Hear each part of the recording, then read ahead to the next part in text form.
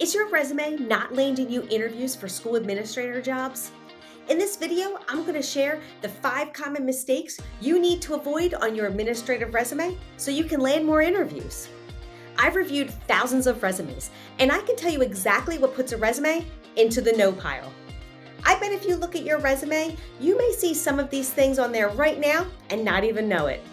I'm going to share my administrative secrets on how you can easily fix them before you apply for your next administrator job.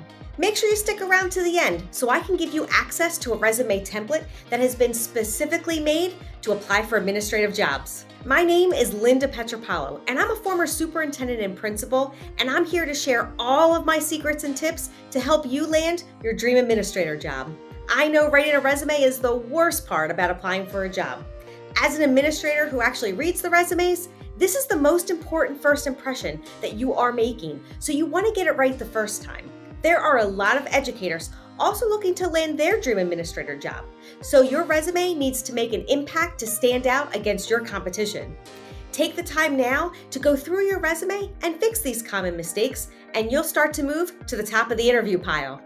So let's get started on the 5 common mistakes on administrative resumes that you must avoid. The first mistake is spelling and grammar errors. These are glaring mistakes that can be fixed so easily. When I see a lot of mistakes, it gives me the impression that you may lack the attention to detail. If I were to hire you as my administrator, I'd be worried that you'd be sending out information with those same errors. My administrator tip: always have someone proofread your resume. I know it's uncomfortable to ask someone to look at your resume, but do you want the administrator to be the first one that looks at it and finds those mistakes? Mistake number 2 is using only keywords and a list of job responsibilities. When I see just a list, it makes me think that you don't have any achievements as a teacher or even as an administrator. It's no secret that you must include keywords, but that's just the foundation. We want to know what you did, the details about that task or project, your role or responsibility, and the results that you achieved. I know you have made an impact as an educator, so make sure you enhance it to stand out. Mistake number 3, not tailoring your resume to the administrative position you're applying for. Yes, we can tell when a resume just doesn't fit because the information doesn't align with our expectations of the position. My administrator tip: review the job posting and the job description so you can see the roles and the responsibilities that will be expected in the position. Use that exact information to adjust your bulleted section to align with those.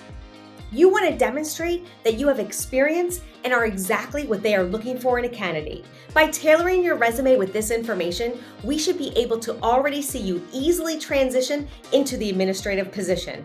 Mistake number 4, your resume does not look professional. It might be poorly organized, not formatted well, it's not visually appealing, and hard to read. It could also be filled with paragraphs and long sentences, which leaves very little white space. Too much in a resume is very distracting, and it actually takes away from the great qualities you want to highlight. Remember, this document shows how you will communicate with staff, parents, and the community, so you want it to look professional. My administrator tip: make sure it looks organized by using clear headings, bullet points, and the same font throughout. It should be no longer than 2 pages and have some white space so it can be easily read. And mistake number 5 is probably the biggest one I continuously see, and that's not being certified for the administrative job you're applying for. While I know you apply for jobs in hopes to get interview experience, but if you don't possess the right certification, it will be an automatic no for an interview. My administrator tip: apply for the jobs that you are eligible for. If you aren't sure of all of the possible administrative positions, visit your state's Department of Education website and find the positions that you can apply for. So those are the 5 common mistakes you can easily avoid and fix now to start increasing your chances of getting an administrative interview. As you know, there are a ton of generic resumes out there, but they aren't aligned with what administrators want to see in a resume. So as promised, I want to share with you a resume template that has been created specifically to apply for administrative jobs. It's called the Blue Ribbon Resume, and it has the exact content that administrators are looking for when they review a resume. As an extra bonus, I'm providing a quick start guide to help you build your resume so you can confidently apply for your dream administrative job. Click the link to grab your free Blue Ribbon Resume and start landing more interviews. And if you're ready to accelerate your way to becoming an administrator, make sure you subscribe so I can share more administrative secrets and tips about landing your dream administrator job.